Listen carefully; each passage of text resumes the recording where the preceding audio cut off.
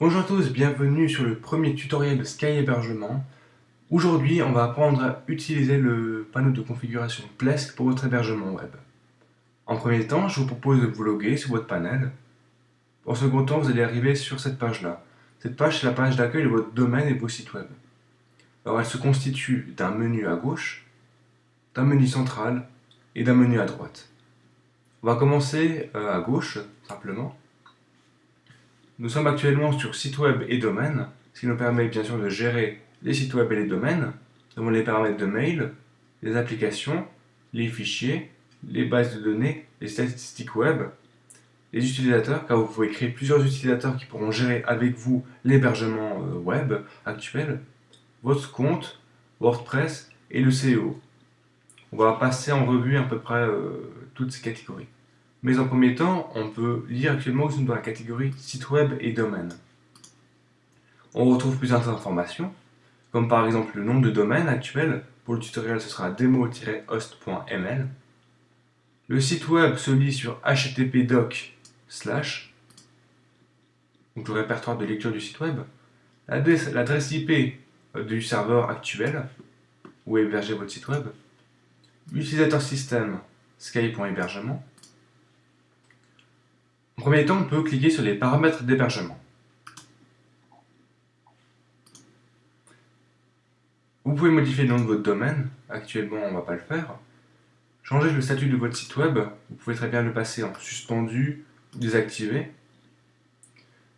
Par exemple, si vous avez une maintenance, vous pouvez très bien mettre votre site web en suspendu puis personnaliser la page 503 d'erreur. Vous pouvez retourner sur paramètres d'hébergement. Vous pouvez vérifier la sécurité comme quoi, dans votre abonnement, la prise en charge des certificats SSL-TLS est activée. Et le certificat se fait par Let's Encrypt, excusez-moi. Après, tout ce qui suit comme statistique et script web, c'est pas ce qui est le plus important, sauf si vous êtes un professionnel, vous pouvez par exemple changer les versions PHP et changer les applications de lecteur PHP par Apache. Je vous propose de retourner sur site web et domaine. On peut ouvrir le site web ici, le voir en aperçu, c'est-à-dire que ce sera une pop-up tout en restant dans le panel de Plesk voir notre site web. Nous pouvons bien sûr le suspendre, le désactiver, voir la description aussi, une description a été donnée. Maintenant, on va passer au bouton raccourci. Vous pouvez très facilement installer WordPress grâce au WordPress Toolkit qui est inclus dans votre serveur Plesk. Pour la démonstration, on va installer WordPress. Donc, vous cliquez sur installer WordPress simplement. Voilà. Création de la base de données. Donc, tout ça se fait automatiquement. Il vous suffit juste d'attendre.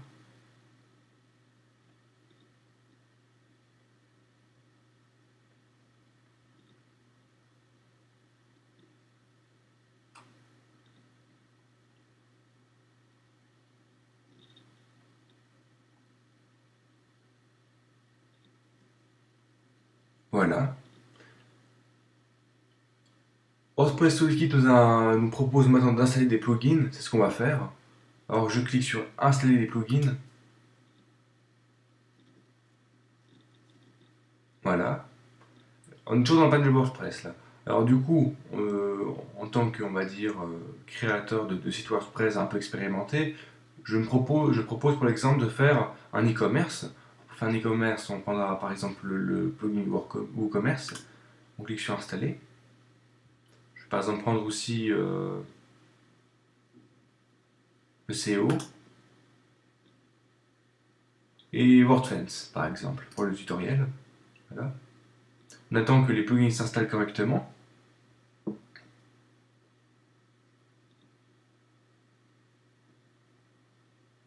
Voilà, le WooCommerce est installé, le WordFence aussi, et le SEO aussi. Voilà. On peut cliquer sur thème. On va choisir directement un thème pour l'exemple. Je vais me proposer de prendre Ocean WP. On l'installe.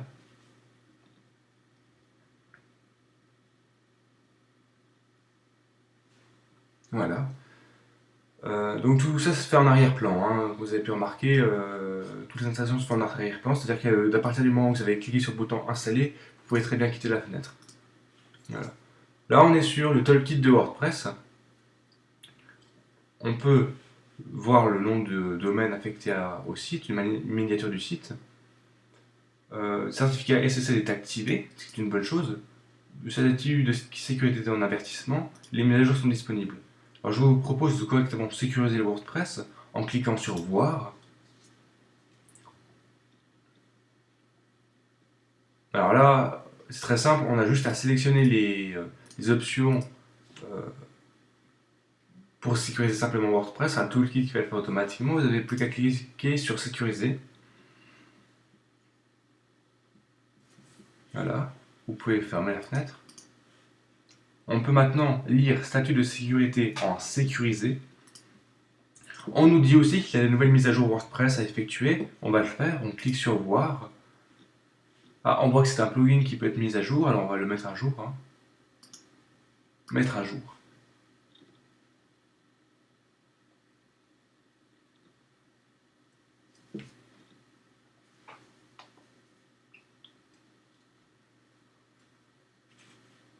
Voilà.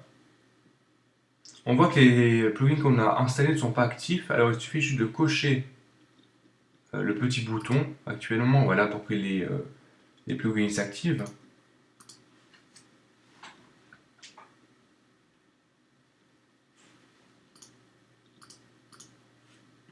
Voilà. On peut aller sur Informations et Outils. Nous allons pouvoir changer le titre du site par exemple. On va pouvoir mettre par exemple Tuto, modifier.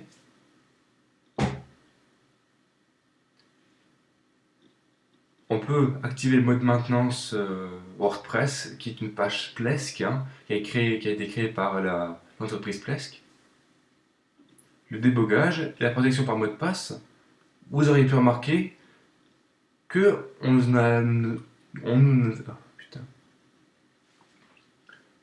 vous pourrez remarquer qu'on nous a fourni aucun identifiant et aucun mot de passe.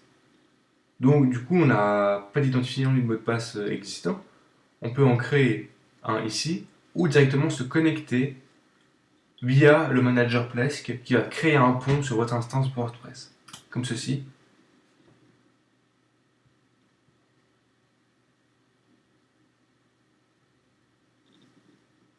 Et voilà, c'est magique, je suis connecté sur mon WordPress. Voilà. Simplement, je vais refermer l'onglet car le tutoriel ne s'adresse pas à WordPress du tout.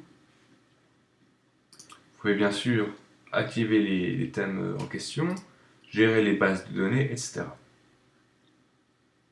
Maintenant, on sait comment fonctionne le toolkit WordPress. Je vous invite maintenant donc à retourner sur la page d'accueil site web et domaine. Voilà, on voit maintenant que nous avons le site tuto qui est actif avec quelques raccourcis. On peut installer les applications supplémentaires comme Joomla ou Dropball, par exemple. On peut bien sûr uploader notre fichier et avoir accès aux bases de données. Pour ceci, il suffit juste de cliquer sur Fichier. Voilà. Comme on l'a pu le voir tout à l'heure, le site web se lit sur HTTP/doc. Pour le coup, nous avons les configurations WordPress ici. Vous pouvez très bien uploader directement par votre navigateur sans passer par le FTP votre site web. Vous pouvez créer un fichier ou des répertoires. Bien sûr, supprimer des fichiers, extraire des fichiers, les déplacer, etc.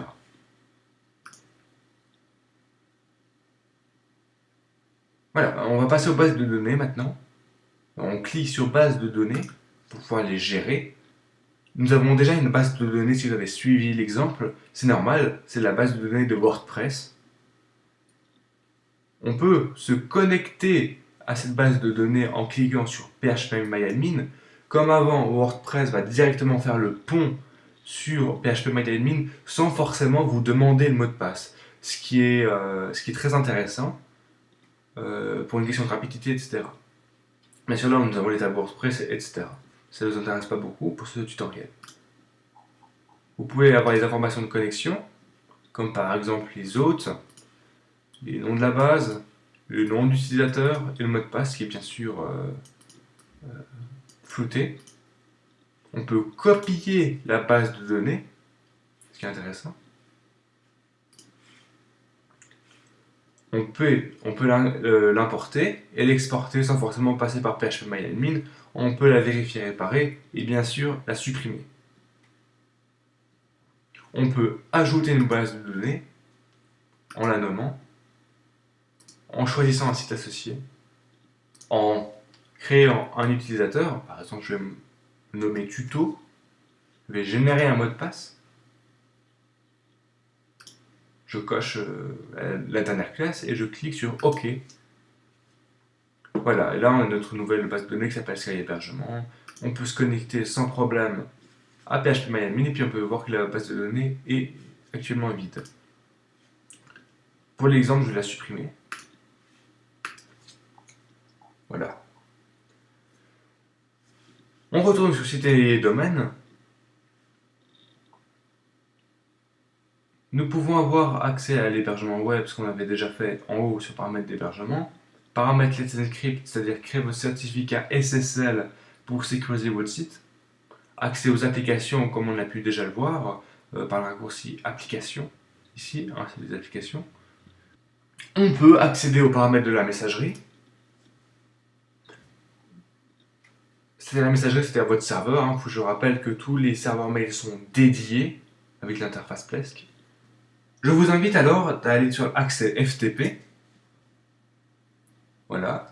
Vous pouvez créer un compte FTP qui connectera au disque par le protocole FTP sur votre hébergement web, où je vous laisserai inscrire votre nom d'utilisateur FTP, le répertoire principal, vous pouvez le sélectionner via la petite pop-up, créer un mot de passe généré, etc.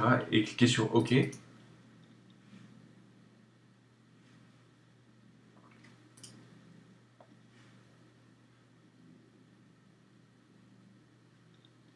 Nous avons déjà accédé au gestionnaire de fichiers. Les paramètres DNS pour ce tutoriel basique, ça ne nous intéresse pas forcément. Les certificats SSL, on en a déjà parlé. Les fichiers log, ça s'adresse un peu plus aux professionnels. La partie intéressante, c'est que vous avez le droit à ce qu'on appelle un constructeur de site web visuel.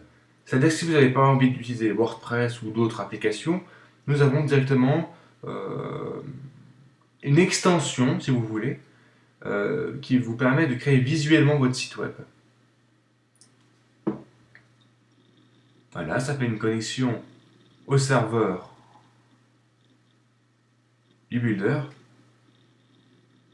Je vous laisse sélectionner votre thème, votre affichage. Par exemple, je décide de cliquer sur Éco-énergie. Je sélectionne ce thème. Voilà, chargement de la page. Hop, voilà, ça c'est mon builder. Ça veut dire que par exemple, force d'expansion de la nature, force d'expansion des tutos par exemple.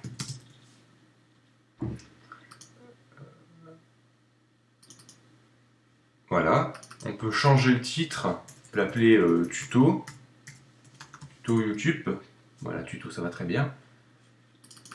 On peut dire bonjour, hello par exemple, on peut vraiment utiliser plein de choses, hein, changer les pages, etc. Pour l'exemple, je vais vite le publier sur le site web en question pour vous montrer que ça marche correctement. Voilà, on a une petite note comme quoi vous n'avez pas le droit de plus que 3 pages avec ce builder avec votre hébergement. Voilà, là tout est en train d'être envoyé sur le serveur en cours, hein, notre hébergement web. On laisse gentiment mouliner. Voilà. On peut ouvrir notre site web et on remarque qu'effectivement, quand on ouvre notre site web, le builder s'est publié, enfin, il a transmis correctement les informations au serveur. Du coup, là, vous allez créer votre site web très facilement, sans vous casser la tête avec du CSS ou du HTML pour les débutants. Voilà. On peut bien voir force d'expansion des tutos, hello, etc.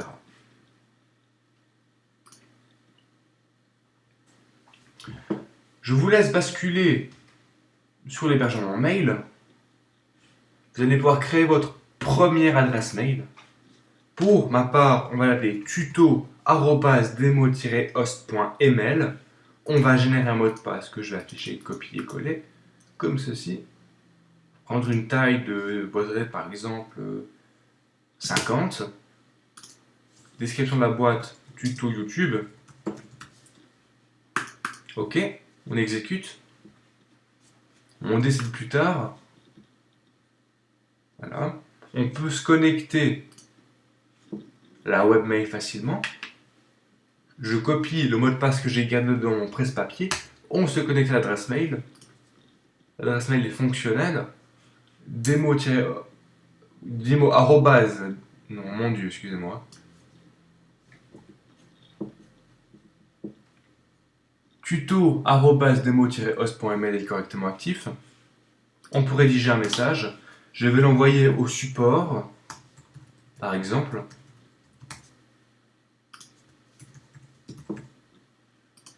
Voilà, petit message pour les collègues.